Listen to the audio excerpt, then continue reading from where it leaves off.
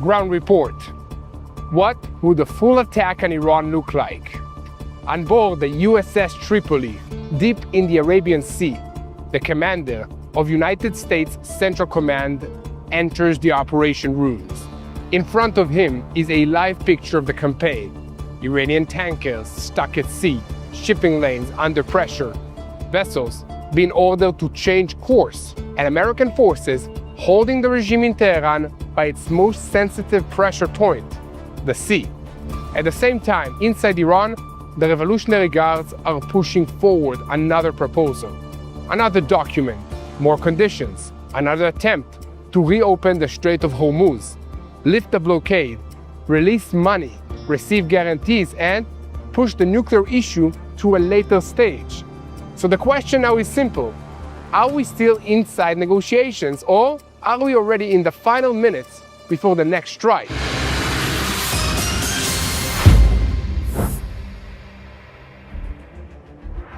I'm Yair Pinto, and this is a special ground report from Jerusalem on the moment when the war against Iran moves from the stage of attacks to the stage of decision. Not decision as a slogan, not decision as a headline, but an attempt to deny the Revolutionary Guards the ability to breed, rebuild, rearm, and keep the nuclear file as their final card. We need to say this carefully, but clearly. Iran is not acting like a country that has won. It is acting like a regime trying to look stable while the ground beneath it is moving. On the one hand, it is submitting a proposal to end the war. On the other hand, it's demanding that the blockade be lifted before any real treatment of the nuclear issue. On one hand, it talks about an agreement. On the other hand, the Revolutionary Guards are using the ceasefire to recover their missiles, their launchers, their ammunitions, and their drones from ruins and underground sites. That does not look like preparation for peace. It looks like preparation for the next round. The Iranian proposal includes 14 points, ending the war within 13 days, guarantees that there will be no further attacks, the withdrawal of American forces from the region, the lifting of the naval blockade, the release of frozen assets, compensation, the removal of sanctions, an end to the fighting at all fronts, including Lebanon, and a new mechanism for managing movement through the Strait of Hormuz, where Iran would have a central role. But the most important thing is almost not there. The nuclear issue. That is the point that every viewer needs to understand. If Iran first receives an open sea, money, time, guarantees, and free movement, and only afterwards begins the discussion of the enriched materials, then the war has not really ended. It has simply moved underground. Israel can strike facilities. The United States can strike infrastructure. Buildings, centrifuges, headquarters, and factories can be destroyed. But if the enriched material remains in the hands of the regime, and if the knowledge remains, and if the Revolutionary Guards maintain internal control, the threat has not disappeared. It is simply waiting for the next opportunity. And that is why the naval blockade has become Trump's central tool. This blockade is not another sanction on paper. It is not another announcement from the United States Treasury. It is military power positioned on the shipping routes. Ships are being inspected. Tankers are being turned around. Iranian ports are being squeezed. And the United States Navy is telling Tehran, you will not use the sea to save your nuclear program. The numbers explain the seas and the pressure, and recent reporting shows dozens of vessels diverted or forced to change their course. 31 tankers carrying around 53 million barrels of oil are stuck without a normal route out. Their value is close to $5 billion. This is not only money that does not enter the state treasury, it is money that does not reach the Revolutionary Guards, not Hezbollah, not Hamas, not the militias in Iraq, not the Houthis in Yemen, but Iran is not being choked only because it cannot sell oil. It is also being choked because it continues to produce oil. The oil comes out of the ground, but it does not leave the country. Storage tanks are filling up. Old ships are returning to service. Tankers are becoming floating storage units. And around Karag Island, Iran's main export terminal, Tehran is trying to buy time and improve its solution. That is not a sign of strength, it is a sign of distress. And here, we need to explain one technical point, without turning this into a lesson. An oil well, is not just a kitchen faucet. You cannot always shut it off and turn it back on without a cost. If Iran is forced to reduce production under pressure, some fields could be damaged. Reservoir pressure can be changed. Water can enter the oil layers. Pipes can be clogged. Returning to full output, it can take months or even years and billions of dollars. So the blockade is not only economic pressure for today, it is a threat of tomorrow's money.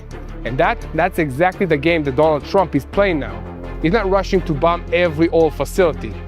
He does not need to burn every terminal. Sometimes it is enough to close the way out and let the Iranian system jam itself from within. Tehran understands this. That is why it is trying to turn its pain into global pain. Higher oil prices, more expensive maritime insurance, fear amongst the shipping companies, European pressure, and nervous markets cause anger for the American citizens at the gas stations. So, Iran cannot defeat the United States Navy in direct fights. So, it is trying to pull the whole world into the cost of this war. But Donald Trump is trying to turn that same move against Iran. If Iran uses Hormuz to blackmail the entire world, Washington uses Hormuz to expose its weakness. If Tehran says, first open the sea, Trump says, first the nuclear issue. If Iran says, first the money, Trump says, first the enriched material. If the Revolutionary Guards ask for guarantees, Washington asks, guarantees for whom? For those who hid missiles underground, armed proxies, and threatened shipping lanes? Here begins the military question. If the talks truly collapse, what would a full strike on Iran look like? It will not just be another night of attacks. The next strike, if it happens, would try to hit the levers that keep the Revolutionary Guards alive. Sea, energy, electricity, command, industry, missile recovery, and the nuclear program. The first layer would be Iran's capability around Hormuz, fast boats, mine lane vessels, mine storage sites, coastal anti-ship missile launchers, coastal radars, communication system, control centers, sites from which the Revolutionary Guards can harass the commercial shippings or threaten the military vessels.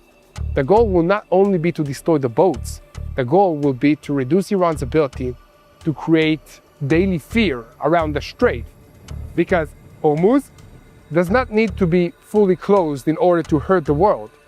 It's enough for one ship to be afraid to pass. It's enough for one insurance company to raise its prices. It is enough for one captain to wait another day. It is enough for one coastal missile to remain active, or for one mine not to be found in time. That's why the Americans are talking about dynamic targets, not only fixed bases, also moving targets, launchers that appear and disappear, boats that leave a small port and return, command systems that change location. This is a war against the mobile infrastructure, not only against buildings or whatever appears on the map. The second layer would be the energy. Here, we need to be very careful because the strike does not necessarily have to burn down Iran's entire oil industry. Such a move could shake the markets too hard, but there is a difference between burning down the whole system and hitting the junctions that hold it together. Power stations, storage facilities, petrochemical sites, maintenance networks, main pipelines, export terminals, pumping systems, facilities around Karag Island. Each one of these targets does not have to look huge on screen in order to cause deep damage. A power station, for example, is not only electricity for homes. It is electricity for radars, command systems, factories, refineries, communications, water systems, pumping stations, digital infrastructure. Sometimes a strike on the electrical grid manages the state's ability to control, repair, communicate, and operate military industries. Iran itself is trying to project confidence. Its energy ministry talks about a wide electrical network, tens of thousands of workers, and the ability to repair failures quickly. But the very need to say that shows that Tehran also understands infrastructure has become a front. The third layer would be military recovery and recovery of the capabilities of Iran. This is the part that is less dramatic on camera, but it is the central. Iran does not only need missiles on launchers, it also needs engine factories, steel, petrochemicals, electronic components, fuel, warehouses, navigation systems, drone parts, logistical centers, professionals, smuggling routes. If the Iranian Revolutionary Guards are using the ceasefire to recover their missiles from the ruins, then the next strike will try to hit not only what can be fired, but also what allows Iran to fire again 2 weeks from now, not just today. And that's an important shift.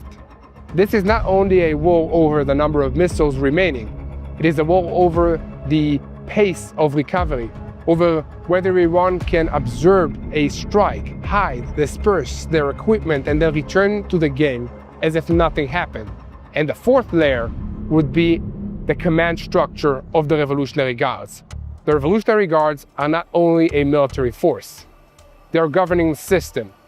They hold intelligence, internal security, militias, smuggling networks, money, ports, industry, missiles, drones, and domestic repression. So a strike meant to weaken them would not look only at weapons depots. It would look at command centers, communications, intelligence, internal security, and chains of command. That's also why the internal crisis in Tehran is so important. Its president is weak. The Speaker of the Parliament is furious.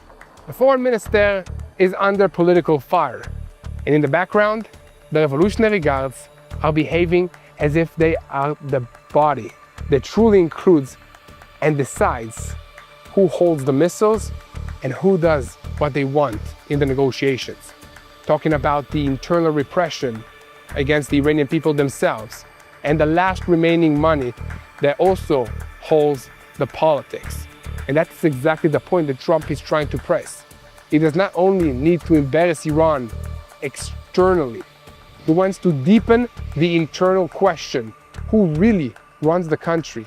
A civilian government or a military ideological force that is leading the Iranian people into suffocation? And inside Iran, the pressure is already reaching the civilians because recent reports speak of internet restrictions harming livelihoods, senior officials that enjoy wider access to special cards, while the people in tech, high-tech, advertising, content, and small businesses, they lose work. A person who worked remotely yesterday is now selling goods in the streets. This is what he's doing today. This is not only censorship, this is the destruction of livelihoods. When an Iranian citizen sees the official connected while he himself is cut off, the anger does not remain only against America or Israel. It begins to move inward, towards the regime, towards the Revolutionary Guards, towards those who speak about resistance, while the people pay the bill. And before we continue, if you understand how important it is to bring the full picture from the ground, not just the headlines, but who's acting, how they're acting, what the threat is, where is it coming from, and what is really happening behind the scenes, help us continue to spread the truth. Like this report, share with friends, family, and people who need to understand the Middle East without filters, and click on the subscribe button so that you never miss another update of Boots on the Ground. You can also look for me, Yair Pinto, and for Mati Shoshani on our social media platforms, and you can go to our website, TBN Israel, and subscribe to our newsletter to get weekly updates of what's happening here in Israel. Because whatever happens here affects everything that's happening in your houses. This is a spiritual war, and we call on you to pray. You can now invest in Israel, home to one of the world's most innovative economies, with the same ease as investing in American markets. Over the last 12 months, Israel's Tel Aviv 35 stock index surged 95% in the United States dollar terms. This is compared to the S&P 500's 15% gain, and the outperformance is consistent over 2, 5, and 10-year periods. And since the middle of 2002, the shekel has appreciated 60% against the United States dollar. These figures represent unmanaged market index, not actual client returns, and past performance is no guarantee of the future success. And that's why I'm excited to introduce my trusted friends and paid sponsors, Wise Money Israel. We know their CEO and his family personally for years, and we have complete confidence in their integrity, and they are licensed in Israel and SEC registered in the United States. Wise Money Israel manages approximately $120 million for clients from over 30 nations, offering expert access to Israeli stocks and bonds for those seeking growth, diversification, or to fulfill their biblical calling. So if you want to invest in Israel, visit wisemoneyisrael.com/TBN for a free consultation today. Again, visit wisemoneyisrael.com/TBN and get your free consultation today. Now comes the most sensitive layer of all, the nuclear issue. Trump has already said something about Iran's nuclear materials that cannot be misunderstood. Either they give it to us or we take it. For Tehran, that is an especially threatening sentence because the enriched material is not just another item in the negotiations, it is the regime's life insurance. Israel understands this very well. Even if facilities were hit, even if centrifuges were destroyed, even if production chains were damaged, one question remains: where is the material? If the enriched material remains in the hands of the regime, Iran can try to rebuild the program somewhere else, at a different place, a different location, underground, with fewer cameras and more concealment. That is why Israel cannot accept an agreement that begins with relief and then ends with just promises from the Iranians. From Jerusalem's perspective, first the material needs to be dismantled or handed over. First, enrichment needs to end. First, dismantling the capability, and only then the relief comes. That's why the Iranian proposal looks so dangerous. It is not only a weak proposal. It is a document that tries to change the order of the discussion. Instead of starting with the issue that brought the region to war, the nuclear issue, it starts with the regime needs to order and to relax in order to survive. It needs sea access, money, time, guarantees. The Americans see this, Israel sees this, and the Gulf states see this as well. So the move by the United Arab Emirates to leave OPEC and OPEC Plus fits exactly into this picture. Officially, Abu Dhabi is talking about the economic interests, flexibility, and production capabilities. But regionally, the message is broad. The United Arab Emirates does not want to be tied to a framework where Iran sits at the same table while Tehran threatens the energy routes. This is not only an oil decision, it is a declaration of political independence. Abu Dhabi is telling Saudi Arabia that it is not willing to be limited by quotes that do not serve it. It is telling Iran that it does not accept a regional order where the Revolutionary Guards threaten Hormuz and then demand a political price. And it is telling Washington that there are players in the Gulf who understand that the world has changed. This too is part of Trump's larger picture. For years, people said that Donald Trump acts without strategy, but on the map of 2026, another pattern can be seen. Not the classic diplomatic strategy, not the language of long conferences and polished statements, but a policy of cohesion, breaking old assumptions, returning American power to pressure points, and forcing every player to choose again where it stands. US aid, NATO, Germany, OPEC, Hormuz, Panama, Malacca, Greenland, Iran, Russia, China. Each one of these axes looks separate, but from a wider view, they tell one story. The United States is re-examining which structures still serve it, and which structures have become a burden. That's why the withdrawal of 5,000 troops from Germany is not only a dispute with Berlin, It is a message to Europe. Do not criticize America and Iran while you are not carrying enough of the security burden. It is also a message to Russia.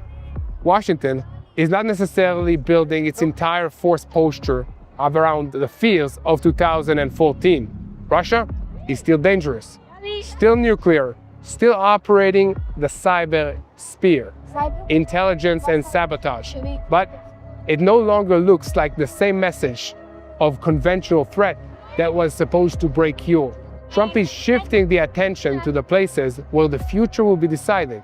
Shipping lanes, energy, China, the Gulf, the Indian Ocean, and the ability to stop rivals from turning the global economy into a hostage. Iran is only the hottest arena of this idea. Hormuz becomes an Iranian tool for blackmail. America sends a navy there. If China depends on Malacca, America strengthens the partnership around Southern Asia.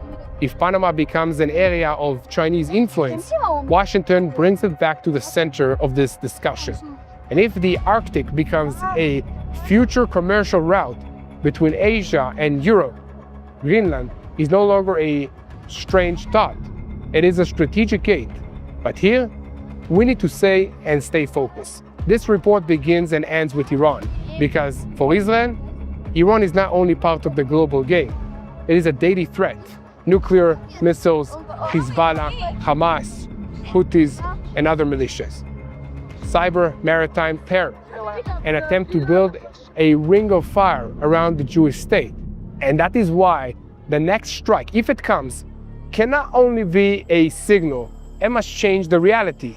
If Trump decides to strike, we will likely see a short, powerful, and wide wave. Not necessarily an endless war for day 1 up until day 70, something like that. But a strike meant to tell the Revolutionary Guards the ceasefire was not meant to give you time to rebuild your missiles. The negotiations were not meant to give you time to hide uranium. And Hormuz will not be your exit card from the pressure. Will that immediately defeat Iran? Not necessarily. Regimes like the Iranian regime know how to absorb pain. They know how to turn destruction into propaganda. They know how to blame America and Israel for every problem. They know how to use fear, censorship, militias, and internal pressure and repression. They know how to live under siege better than free countries know how to do it. They've lived like that for very long. But this time, there is one difference. The pressure is coming from several directions all at once. The sea is closing, the oil is stuck, the economy is eroding, the internet is blocked, the public is angry, the leadership is divided. The Revolutionary Guards are recovering their missiles from the ruins. Israel is marking targets, and the Americans are holding both a blockade and strike plans on the table. That's not the picture of a country that is entering negotiations from a strong position. It is the picture of a regime trying to save what remains before the next stage begins. And there is the clear ending of the story. Iran wants to turn Hormuz into the key that saves its nuclear program. Trump and Israel are trying to turn Hormuz into the place where the regime loses its ability to buy time. If the Iranian proposal collapses, the question will no longer be whether there will be another strike, but whether the next strike will cut the Revolutionary Guards off from the sea, the money, the electricity, and the nuclear file before they manage to rebuild. So, keep spreading the truth, follow us, and most importantly, don't forget to click that subscribe button so that you never miss another update of Boots on the Ground. Keep looking for us on social media, Yair Pinto, Mati Shoshani, and TBN Israel. And the best thing that you can do is unite in prayer for the peace of Jerusalem, this city that I'm standing in right now, for its people, for the IDF soldiers, for wisdom to our leaders, to your leaders. And we'll see you again next time. To visit Israel!